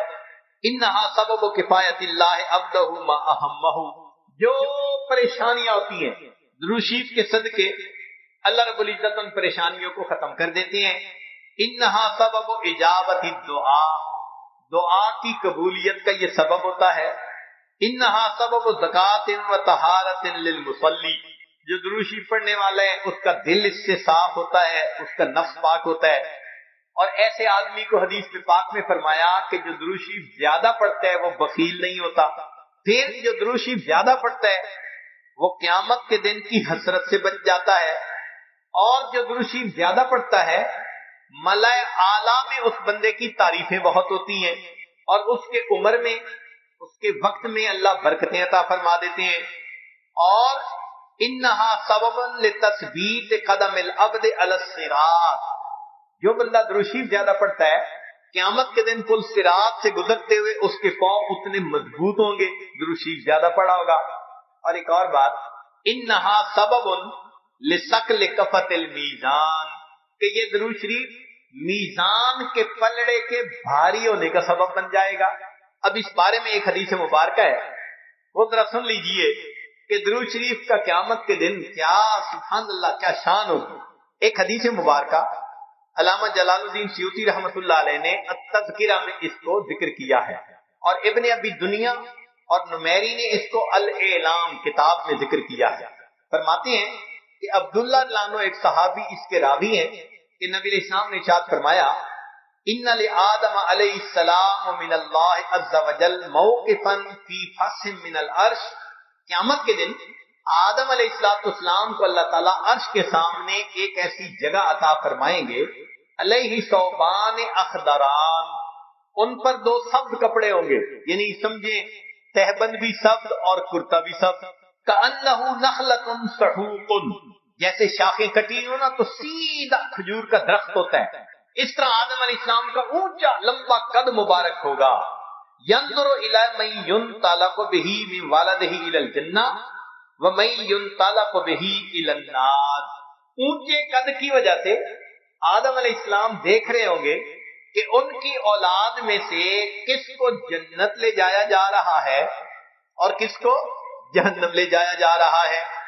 فبین آدم علی ذلک، آدم علیہ السلام اس حال میں ہوں گے اذ نظر الی رجل من امت محمد صلی اللہ علیہ وسلم، کہ وہ نبی علیہ السلام کی امت میں سے ایک بندے کو دیکھیں گے ينطلق به الی النار، کہ اس کو فرشتے گھسیٹ کر جہنم کی طرف لے کے جا رہے ہوں گے۔ فینادی آدم علیہ السلام، تو آدم علیہ السلام پکاریں گے یا احمد یا احمد، نبی علیہ السلام کا نام پکاریں گے، آپ صلی اللہ علیہ وسلم کا نام محمد بھی اور آپ صلی اللہ علیہ وسلم کا نام احمد بھی، اسمہ احمد، تو آدم علیہ السلام نبی علیہ السلام کا نام پکاریں گے یا احمد یا احمد، فیقول علیہ السلام، اس نام کو سن کر نبی علیہ السلام جواب میں کہیں گے لبیک یا ابا البشر، اے بشر کے والد لبیک میں حاضر ہوں۔ فیقول، وہ بتلائیں گے ھذا رجل من امتی کا، یہ آپ کی امت کا ایک بندہ ہے، ينطلق به الى النار، اس کو جہنم کی طرف لے جایا جا رہا ہے۔ قال صلی اللہ علیہ وسلم، نبی علیہ السلام نے فرمایا فَأَشَدُّ الْمِئْزَرَ، میں اپنی چادر کو کس کے باندھ لوں گا۔ یہ عربوں میں ایک مقولہ تھا، جب انہیں کسی اہم کام کے لیے اٹھنا ہوتا تھا نا تو کہتے تھے جی ذرا چادر کو کس کے باندھو چلو۔ تو نبی علیہ السلام فرماتے ہیں میں اپنی چادر کو کس کے باندھ لوں گا، وَأَسْرَعُ فِي أَثَرِ الْمَلَائِكَةِ، اور میں تیزی سے چلوں گا ان فرشتوں کے پیچھے جو میری امتی کو جہنم لے کے جا رہے ہوں گے۔ فَأَقُولُ، اور میں یہ کہوں گا یا رسول ربی، اے میرے رب کے نمائندو، کفو، رک جاؤ۔ فَيَقُولُونَ، وہ آگے سے جواب دیں گے نحن الغلاظ الشداد، ہم بڑے قوی اور سخت گیر ہیں، لا نعصی اللہ تعالی ما امرنا، جو اللہ حکم دیتا ہے ہم اس کی نافرمانی نہیں کرتے، ونفعل ما نؤمر، اور ہم وہ کرتے ہیں جس کا ہمیں حکم ملتا ہے۔ فَإِذَا آیَسَ النَّبِيُّ صلی اللہ علیہ وسلم، جب اللہ کے نبی صلی اللہ علیہ وسلم ان سے مایوس ہو جائیں گے کہ میرے کہنے کے باوجود یہ فرشتے جا رہے ہیں لے کے جہنم کی طرف، رک نہیں رہے، تو نبی علیہ السلام فرماتے ہیں قبض علی لحیتہ بیدہ الیسری واستقبل العرش بوجہہ، نبی علیہ السلام اپنے بائیں ہاتھ سے اپنی ریش مبارک کو پکڑیں گے اور اپنے چہرے انور کو آسمان کی طرف کر کے دیکھیں گے، عرش کی طرف کر کے دیکھیں گے۔ عربوں میں یہ ایک طریقہ تھا کہ جب کسی سے معافی مانگنی ہوتی، منانا ہوتا، تو آج بھی کا طریقہ تھا کہ داڑھی پہ ہاتھ رکھ کے بڑی لجاجت کے ساتھ اس کی طرف محبت سے دیکھتے تھے، فریاد کرتے تھے بھئی ہم پہ رحم کھا لو۔ نبی علیہ السلام جب فرشتوں کو دیکھیں گے کہ وہ رک نہیں رہے، میری امتی کو لے کے جہنم میں جا رہے ہیں، آقا صلی اللہ علیہ وسلم فرماتے ہیں میں اپنی جو ہے بایاں ہاتھ اپنی ریش کے اوپر رکھوں گا اور میں آسمان عرش کی طرف اپنے چہرے انور کے ساتھ دیکھوں گا۔ پھر نبی علیہ السلام فیقول فرمائیں گے یا ربی قد وعدتنی اللہ تخزینی فی امتی، اے اللہ آپ نے وعدہ نہیں فرمایا تھا میری امت کے معاملے میں آپ مجھے رسوا نہیں فرمائیں گے۔ فیاتی النداء من قبل العرش، عرش کے اوپر سے ایک آواز آئے گی اطیعوا محمدا، او میرے فرشتوں محمد صلی اللہ علیہ وسلم کی اطاعت کرو، وردوا ھذا العبد الی المقام، اور اس بندے کو واپس جہاں سے لائے تھے میزان کے قریب وہی جا کر چھوڑ کر آؤ۔ چنانچہ وہ فرشتے اس بندے کو وہاں جا کر چھوڑیں گے۔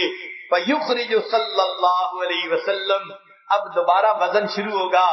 نبی علیہ السلام ایک چھوٹا سا کاغذ کا پرزہ بطاقتن، کاغذ کا پرزہ نکالیں گے، بیضاء، سفید ہوگا، کل انملتے، جیسے انگلی کا پورا ہوتا ہے اس کے برابر ہوگا۔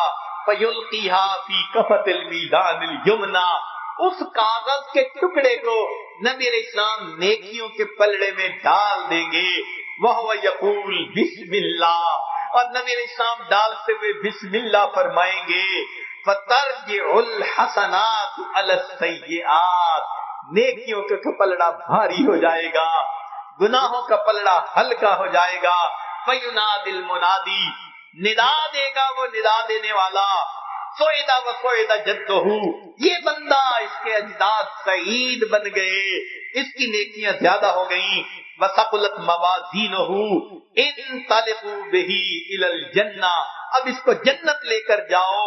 فیقول یا رسول ربی، جب جنت لے جانے لگیں گے تب وہ بندہ کہے گا اے میرے رب کے نمائندوں فرشتوں، کیفو ذرا رک جاؤ، حتی اسأل ھذا العبد الکریم علی ربہ، حتیٰ کہ میں اس کریم بندے سے ذرا معلوم تو کر لوں۔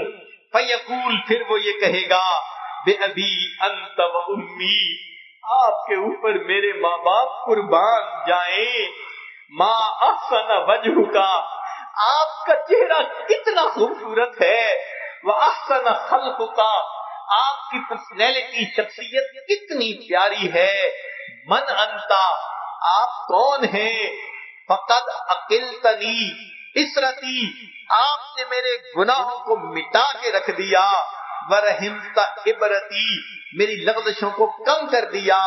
فیقول علیہ الصلوۃ والسلام، نبی علیہ السلام جواب میں فرمائیں گے انا نبیوں کا محمد، میں محمد صلی اللہ علیہ وسلم تیرا نبی ہوں. وہذہ صلاتک، اور یہ وہ درود شریف ہے التی کنت تصلی علیہ، جو تم مجھ پر پڑھا کرتا تھا. وفیتکھا، میں نے تمہیں اس کا بدلہ دیا. احوج ما تقول الیہ، جب تجھے اس کی بہت ضرورت تھی. سوچئے آج نبی علیہ السلام پر درود شریف کا پڑھنا کل قیامت کے دن میزان میں نیکیوں کے بھاری ہونے کا سبب بن جائے گا.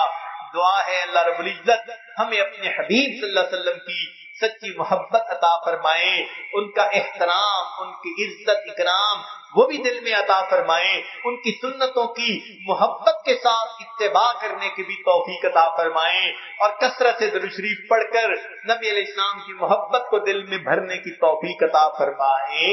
وآخر دعوانا ان الحمد للہ رب العالمین. بہت سارے احباب نے کل بھی پیغام بھجوائے، زبانی بھی کہا، ابھی پھر سے بھیجی ہے کہ وہ بیعت کرنا چاہتے ہیں. تو دل میں یہ نیت کر لیجئے کہ ہم اپنی زندگی کے پچھلے تمام گناہوں سے سچی پکی توبہ کر رہے ہیں، آئندہ نیکوکاری پرہیزگاری کی زندگی گزارنے کا دل میں ارادہ کر رہے ہیں. جیسی نیت ہوتی ہے ویسی مراد مل جاتی ہے. تو نیت کیجئے کہ اللہ مجھے آئندہ سچی اور سچی زندگی گزارنے کی توفیق عطا فرما. الحمدللہ وکفا وسلام علی عبادہ الذین اصطفی، اما بعد. جو احباب بیعت کرنا چاہتے ہیں یہ کلمات سچے دل کے ساتھ پیچھے پیچھے پڑھتے جائیے. بسم اللہ الرحمن الرحیم. لا الہ الا اللہ محمد الرسول اللہ. آمنت باللہ وملائکتہ وکتبہ ورسلہ والیوم الآخر والقدر خیرہ وشرہ من اللہ تعالی والبعث بعد الموت. آمنت باللہ کما ہوا باسمائہ وصفاتہ وقبلت جمیع احکامہ اقرار باللسان وتصدیق بالقلب. اشہد ان لا الہ الا اللہ واشہد ان محمدا عبدہ ورسولہ. استغفر اللہ ربی من کل ذنب واتوب الیہ برحمتک یا ارحم الراحمین. ان کلمات کو پڑھنے سے اب آپ بیعت ہو چکے ہیں. چند اوراد و وظائف ہیں جو کرنے بہت آسان ہیں. ہمارے مشائخ عام طور پہ طلباء کو اوراد و وظائف نہیں بتایا کرتے تھے. اس کی وجہ یہ تھی کہ وہ طلباء ایسے تھے کہ ان کے دلوں میں پہلے ہی اللہ کی محبت بھری ہوتی تھی، سنت کی اتباع ہوتی تھی، تقویٰ ہوتا تھا، تو ان کو پھر اوراد و وظائف میں مشغول نہیں کرتے تھے. آج کل دیکھنے میں یہ بات آتی ہے کہ پڑھ تو رہے ہوتے ہیں مگر دل میں وہ تڑپ نہیں ہوتی، وہ محبت نہیں ہوتی، وہ شوق نہیں ہوتا جو ہونا چاہیے. تو ہمارے حضرت رحمت اللہ علیہ یہ فرماتے تھے کہ تھوڑے سے وظائف جو چند منٹ میں ہو جائیں وہ اس لیے بتائیں تاکہ ان کے اندر ایک وارمنس آئے، محبت آئے.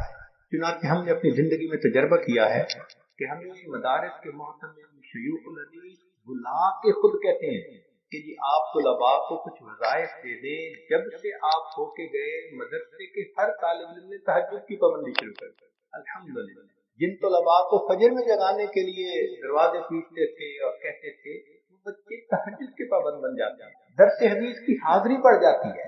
وہ جگہ جہاں پر بچے دلچسپی نہیں رکھتے اللہ کی شان کے علم میں ان کی دلچسپی بڑھ جاتی ہے کیونکہ تقویٰ آ جاتا ہے، گناہوں سے بچنا آ جاتا ہے. ورنہ تو آج یہ جو سیل فون کی مصیبت ہے اس نے نوجوانوں کو برباد کر کے رکھ دیا ہے. تو اس مصیبت سے بچنے کے لیے اتنے تھوڑے سے وظائف کہ جو وہ چند منٹوں میں کر لے، ان کی تعلیم پہ بھی اثر نہ ہو اور ان کے دل میں محبت بھی بڑھے. کون سے ہیں؟ 100 مرتبہ درود شریف پڑھنا، एक मजलिस में पढ़ लें, या आप हर नमाज से पहले 20-20 दफा 21 दफा पढ़ लें तो 100 हो जाएगा। कौन सा मुश्किल काम है? 100 मरतबा इस्तिग़फ़ार पढ़ना, कुरान मजीद की रोजाना तिलावत करना, ये तीनों काम वो हैं जो अक्सर तालिब इल्म पहले ही करते हैं। दो काम और हैं, एक चलते फिरते हर वक्त अल्लाह की तरफ तवज्जो रखना, इसको कहते हैं अनाबत इल्लल्लाह, रुजू इल्लल्लाह, इसी का नाम है जिक्रुल्लाह, कि अल्लाह की तरफ ध्यान रहे, कल्बे मुनीब, अल्लाह को बहुत पसंद है। और एक काम कि 10 मिनट के लिए जिक्र कल्बी, सुबह और शाम। इसका आसान तरीका यह है कि आप ईशा के बाद पढ़ाई से जब फारिग हो जाएं तो कोशिश करें कि गप्पे मारने की बजाय, हालात हाजरा डिस्कस करने की बजाय जल्दी सो जाए। जल्दी सोना भी ईशा के बाद सुन्नत है, और आज इस सुन्नत पे अमल कम होता जा रहा है, तो जल्दी सोने की सुन्नत पर अमल करें। और दूसरा काम ये करें कि फजर की अजान से 20 मिनट पहले उठने की आदत बनाना। अगर बैतुल खला में ज्यादा वक्त लगता है तो आधा घंटा पहले उठ जाए। अब आधा घंटा कोई इतना ज्यादा वक्त नहीं होता, उसमें जल्दी से वुजू कर लें और 2-4 रकत पढ़ लें। 4 रकत भी छोटी सूरतों से पढ़ लेंगे तो आपकी ये तहज्जुद ऐसे होगी जैसे दूसरे लोग ईशा के वुजू से फजर की नमाज पढ़ रहे हैं। आपके लिए ये 4 रकत ही बहुत है। फिर उसके बाद फजर की नमाज तक जो वक्त होगा उसमें आप दुरूशी भी पढ़ सकते हैं, इस्तिग़फ़ार भी पढ़ सकते हैं, कुरान पाक भी पढ़ सकते हैं, मुताला भी कर सकते हैं। और एक दूसरा तरीका ये है कि आदत ये बनाएं कि जैसे ही अजान हो फौरन मस्जिद में आ जाए। बहुत सारे तलबा को देखा कि वो घड़ी देख रहे होते हैं, गप्पे लगा रहे होते हैं, हाँ अभी 4 मिनट बाकी हैं, हाँ अभी 2 मिनट बाकी हैं, तो वो मस्जिद से बाहर खड़े होकर वक्त गुजारते हैं और जब इकामत शुरू होती है तब मस्जिद में दाखिल होते हैं। ऐसा ना करें। जब पीरियड नहीं है, अजान हो चुकी, तो फिर वुजू करके मस्जिद में आ जाएं, सुन्नत अदा करें। अगर वक्त है तहियतुल वुजू, तहियतुल मस्जिद, सुन्नत ये सब पढ़ लें और फिर नमाज के इंतजार में बैठे। आजकल नमाज के इंतजार में बैठने वाली सुन्नत भी बहुत कम होती जा रही है, तो तलबा इस सुन्नत को जिंदा करें। 5 मिनट 4 मिनट नमाज से पहले इंतजार, वो जो 5-4 मिनट होंगे बस वही जिक्र कल्बी कर ले, उतना जिक्र ही काफी होगा, कोई अलग मुराकबे करने की कोई जरूरत नहीं। तो सिर्फ इतनी सी बात कि एक अजान से 20 मिनट आधा घंटा पहले उठने की आदत बना लें और उससे लेके नमाज तक के दरमियान में ये मामलात हो जाए। और दूसरी बात कि अजान सुनते ही मस्जिद में आने की आदत डाल लें और कोशिश ये करें कि जिंदगी बावुजू गुजारें। हर वक्त नौजवान बच्चे तो जैसे ही वुजू टूटे फिर वुजू कर लें। हमने अपनी जिंदगी में ऐसे अकाबिर को देखा है कि जिनको कोई बंदा बेवुजू न देख नहीं सकता था, वो हर वक्त बावुजू रहा करते।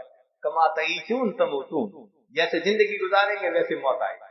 अल्लाह ऐसे लोगों को बावुजू मौत भी अता फरमाए। नौजवान बच्चों के लिए बावुजू रहना कोई मुश्किल नहीं। हमें इसका एक मरतबा तजर्बा हुआ। इमाम रब्बानी हज़रत मुजद्दिद सानी रहमतुल्लाह अलैह की औलाद में से कुछ लोग थे, तो हम उनको मिलने के लिए गए। मगरिब की नमाज का वक्त था और बच्चे कुछ 10-15 उनके ग्राउंड में फुटबॉल खेल रहे थे। उन्होंने कहा जी कि अजान का वक्त है, करीब मस्जिद नहीं है, तो हमें यही जमात करवानी है। हमने कहा बहुत अच्छा। वो जो तकबीर पढ़ने खड़े हुए तो उन्होंने बच्चों को आवाज दी, बच्चों नमाज के लिए आ जाओ। छोटे बड़े सारे, पसीना था लेकिन आ गए और सब खड़े हो गए और सबने नमाज पढ़ी। हमें बड़ी हैरत हुई। नमाज के बाद हमने पूछा जी ये बच्चों ने पहले से वुजू किया हुआ था? वो कहने लगे कि हमारे खानदान में ऊपर से ये अमल चला आ रहा है कि हम बच्चों को समझाते हैं कि बच्चों जिंदगी बावुजू गुजारो। हमारे घरों में 5 साल से उम्र का जो बच्चा भी आपको जागता नजर आएगा हमेशा बावुजू नजर आएगा। अब अगर लोग पूरी पूरी जिंदगी बावुजू गुजारते हैं तो सुभान अल्लाह, तालिब इल्मी का जमाना तो बड़ा ही अच्छा जमाना हो, तो बावुजू रहने की कोशिश करें। और अजान फजर की जो है उससे 20 मिनट आधा घंटा पहले अगर आप जल्दी से वुजू कर लेते हैं, बैतुल खला से जल्दी फारिग हो जाते हैं तो 20 मिनट बहुत है। और अगर ज्यादा वक्त लगता है, क्योंकि कई लोग ज्यादा वक्त लगा देते हैं, माशाअल्लाह वो बैतुल खला में ऐसे जाते हैं जैसे बैतुल खाला होता है, तो अगर ज्यादा वक्त लगता है तो भाई आधा घंटा पहले उठिए। मगर आपका उस वक्त चंद रकत, 4 रकत छोटी सूरतों के साथ पढ़ लेना ये बहुत काफी है। इसकी मिसाल यूं समझे कि बैंक अकाउंट अगर कोई बंदा खोले और उसमें 5000 रुपया डलवा दे, जब भी अकाउंट होल्डर की लिस्ट बनेगी तो जहां अरबोपति, करोड़ोंपति, लाखोंपति का नाम आएगा, तो 5000 वाले का नाम भी आएगा ना कि अकाउंट तो खुला हुआ था। बस यही सोचा करें कि जहां क़यामत के दिन लिस्ट पेश होगी शब जिंदादारों की, तो ईशा के वुजू से फजर पढ़ने वालों की जहां लिस्ट बनेगी وہاں 4 رکعت سے ہی، مگر نام تو اکاؤنٹ ہولڈر میں آئے گا، اکاؤنٹ تو کھولا ہوا تھا. تو بس اللہ کے چاہنے والوں میں روزانہ اپنا نام شامل کر لیا. یہ سوچنا کہ جی ہم تو پڑھتے پڑھاتے ہیں تہجد کا ثواب مل جاتا ہے، وہ تو بات بالکل ٹھیک ہے، لیکن صحابہ بھی تو سارا دن یہی کام کرتے تھے، پھر تہجد کا اہتمام فرماتے تھے. تو ہمیں اہتمام کرنا چاہیے. یاد رکھنا کہ عوام الناس جس طرح 5 فرض نمازوں کا اہتمام کرتے ہیں، ہم طلباء کو چاہیے کہ ہم تہجد کا اس طرح اہتمام. تو 15 منٹ پہلے اذان سے اٹھنے کی عادت ڈال لیں، فجر کی اذان سے انشاءاللہ اسی میں یہ سارے معاملات ہو جائیں گے. اور پھر اس کے بعد آپ ایک چیز محسوس کریں گے کہ سنت کا شوق بڑھ جائے گا، اللہ کی محبت بڑھ جائے گی، نیک باتیں سننے کا شوق بڑھ جائے گا، نیکوں سے محبت. آپ خود کہیں گے کہ مجھے اب اندر کا انسان بدلتا نظر آ رہا ہے. ہم نے الحمدللہ اپنی زندگی میں ہزاروں نہیں، اللہ کی شان لاکھوں احباب کو یہ بات بتائی اور ان کی زندگیوں کو بدلتے ہوئے بھی آنکھوں سے دیکھا. ان اوراد وظائف کی برکات ہے. یہ آج ایک مرتبہ کسی ایئرپورٹ پہ تھا، کوئی کتاب پڑھ رہا تھا. ایک نوجوان جس کے ہاتھ میں شراب کی بوتل تھی، وڈکا کی، وہ قریب سے گزرا اور یوں کر کے دیکھتا ہوا چلا گیا.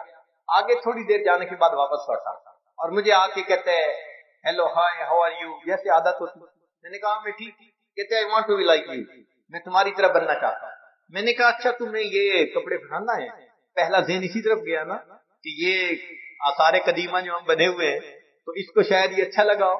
تو اس نے کہا no no I see some light on your face, مجھے تمہارے چہرے پہ کچھ روشنی نظر آ رہی ہے. فوراً دل میں خیال گیا کہ یا اللہ، ہدایت تو آپ نے دینی ہوتی ہے، کیا پتہ اس کی ہدایت کا وقت. تو میں نے جواب دیا کہ you can be even better than me, آپ مجھ سے بھی بہتر بن سکتے ہیں. کہتے ہیں ہم جب کمی. سامنے ایک واش روم تھا، وہ گیا اور وہ شراب کی بوتل میں نے دیکھا اس کو، اس نے یوں جا کے نا ٹریش کین میں پھینک کی اور وہاں جا کے کلی کی اور اپنا چہرہ صاف کیا اور فریش ہو کے آ گیا. جب آ کے بیٹھا تو کہتے ہیں کہ let me introduce my self, میں اپنا تعارف کروانا چاہتا ہوں. تعارف نے کروایا کہ میں نے جاپان سے کمپیوٹر کے اندر ایم ایس سی کی ہوئی ہے اور اس وقت ایک کمپیوٹر کی کمپنی کا میں مینیجر ہوں، میری اتنی زیادہ تنخواہ ہے اور میری زندگی ایسی ہے کہ I eat everything, I do everything, میں ہر چیز کھاتا ہوں اور ہر کام لو. اس کا مطلب کہ شراب پیتا تھا، سور کھاتا تھا اور ہر الٹا سیدھا شہوانی شیطانی کام وہ کرتا تھا. یہ اس نے اپنا حدود اربا بتایا. پھر مجھے کہتے ہیں کہ میں کیسے بچ سکتا ہوں گناہ سے؟ اس لیے کہ میں نوجوان ہوں اور اس ماحول میں ہر دن کوئی نہ کوئی مجھے دعوت گناہ عورت دیتی ہے اور میں اس کے ساتھ وقت گزارتا ہوں. میں نے کہا کہ بھئی آپ نہیں بچ سکتے، اللہ تو بچا سکتا ہے نا. کہتے ہیں ہاں. میں نے کہا چلے. یہی اس کو توبہ کے کلمات پڑھائے اور یہی اوراد وظائف بتا دیے. یہ آج آ گیا. تقریباً 3 مہینے کے بعد اس نے خط لکھا. اس خط میں اس نے 2 باتیں خاص لکھی. پہلی بات لکھی 5 نمازیں تو پڑھتا ہی ہوں، کبھی کبھی مجھے تہجد بھی مل جاتی ہے. یہ پہلی بات. اور دوسری بات اس نے لکھی کہ میں اس بات پہ حیران ہوں کہ گناہوں کے سمندر میں رہتے ہوئے میں گناہوں سے بچا ہوا کیسے. خط کو پڑھ کے یاد آیا ہمارے حضرت فرماتے تھے ہمارے بڑوں کی دعائیں ہمارے گرد پہرا ہے. واقعی بات ایسی ہوتی ہے، اللہ تعالیٰ یوں حفاظت فرما دے.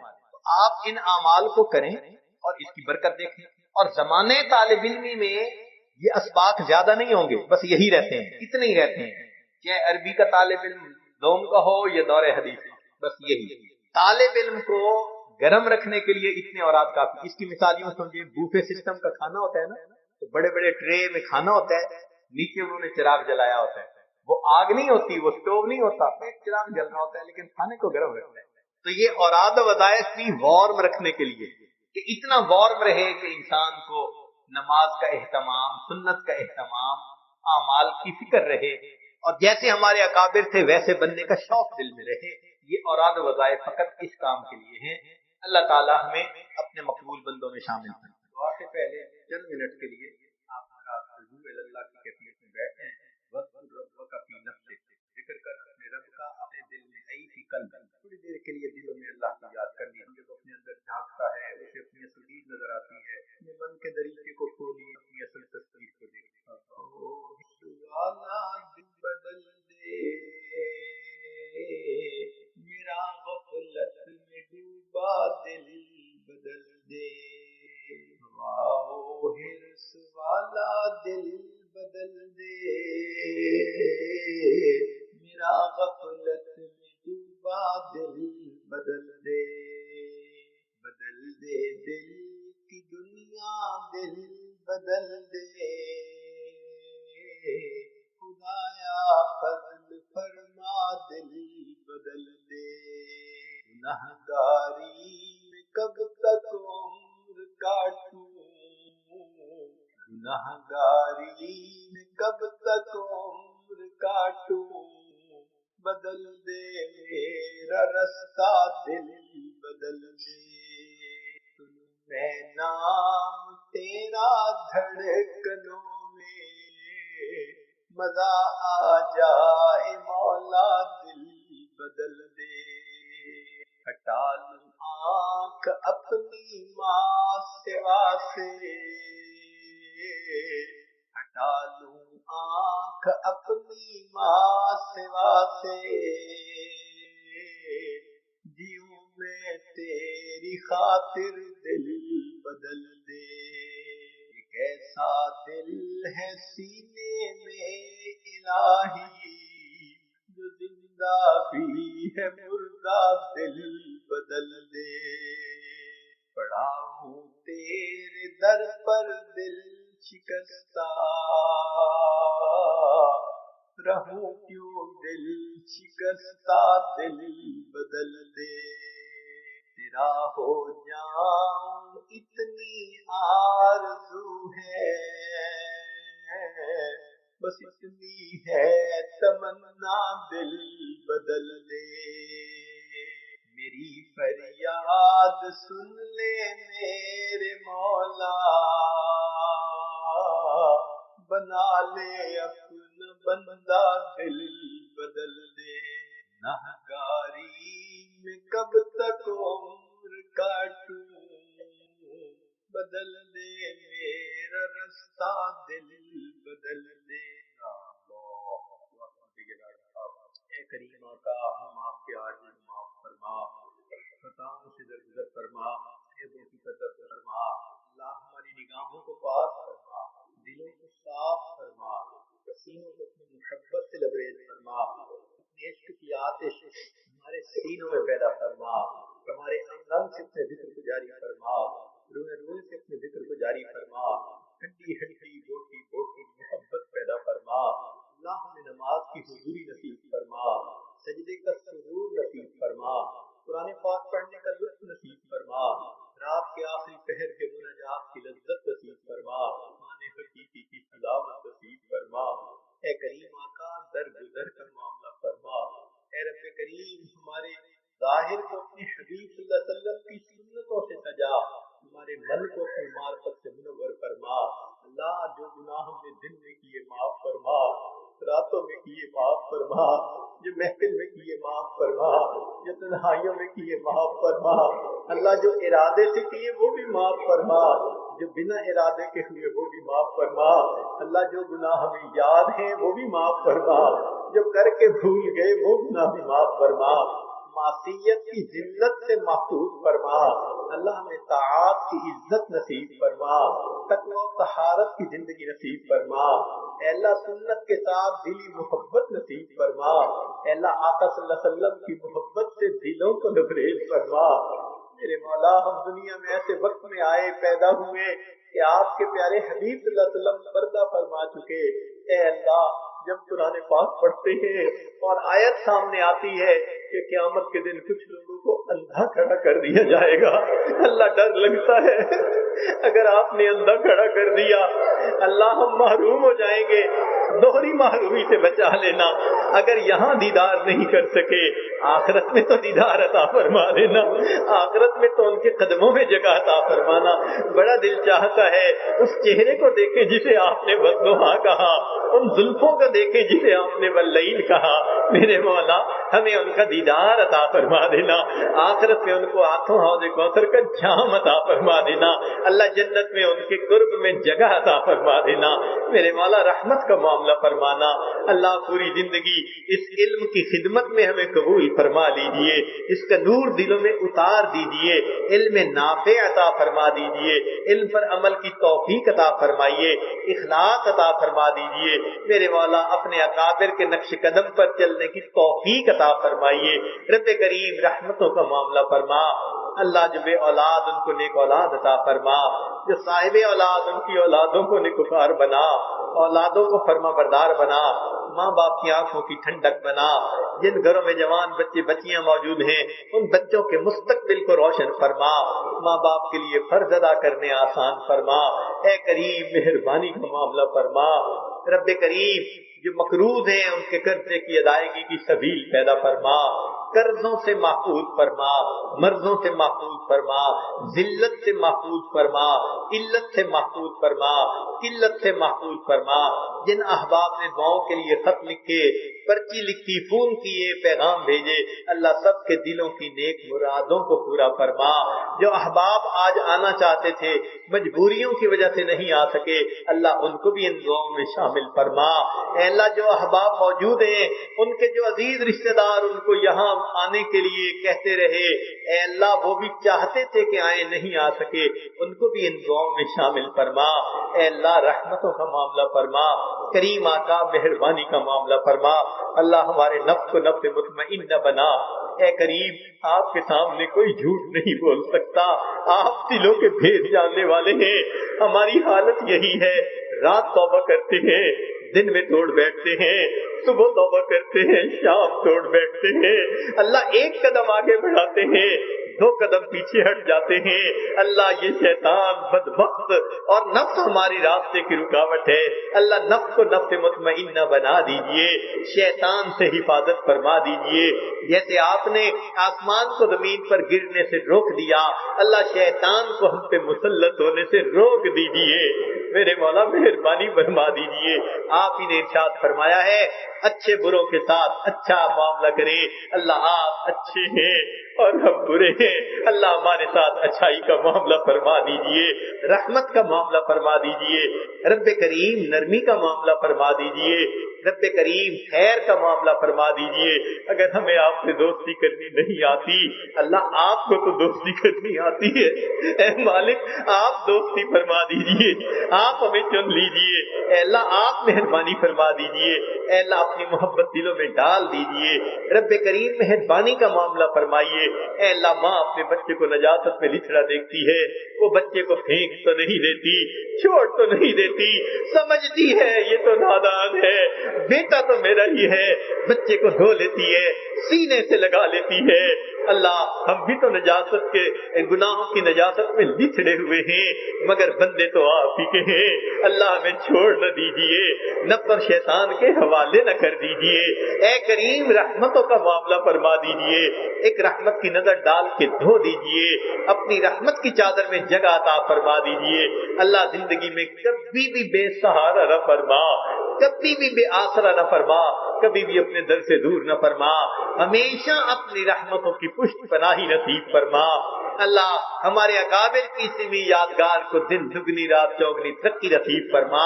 قیامت تک جو بچے یہاں سے پڑھیں اللہ سب کو اپنے مقرب بندوں میں شامل فرما. رب کریم مہربانی کا معاملہ فرما. اللہ آپ کے حبیب صلی اللہ علیہ وسلم کے سامنے ایک عورت اچانک ننگے سر آ گئی تھی تو محبوب صلی اللہ علیہ وسلم نے اپنی چادر سے اس کے سر کو ڈھانپ لیا تھا. اللہ آج آپ کے محبوب صلی اللہ علیہ وسلم کی امت اقوام عالم کے سامنے ننگے سر کھڑی ہے. اللہ امت کا سر ڈھانپ لیجئے, اللہ امت کا سر ڈھانپ لیجئے, اللہ امت کا سر ڈھانپ لیجئے, اللہ امت کا سر ڈھانپ لیجئے. اللہ مہربانی فرما دیجئے, ہدایت کی ہواؤں کو عام کر دیجئے. اللہ جو اکابر دین کا کام کر رہے ہیں ان کی جان مال عزت آبرو کی حفاظت فرمائیے, ان کا سایہ ہمارے سروں پر دراز فرمائیے. اللہ مدارس عربیہ کی حفاظت فرما, دعوت و تبلیغ کے کام کی حفاظت فرما, جہاں اللہ لوتی اور خانقاہوں کی حفاظت فرما. اللہ ہمارے تینوں حرم کی حفاظت فرما. اللہ زندگی میں بار بار حج عمرہ کرنے کی سعادت عطا فرما. رب کریم وہ کتنے خوش نصیب لوگ ہوتے ہیں، احرام باندھ کے نکلتے ہیں، لبیک اللہم لبیک پڑھتے ہیں، کوئی خلاف کعبہ کو پکڑ کے دعائیں مانگتا ہے، کوئی مقام ابراہیم پہ سجدے کرتا ہے۔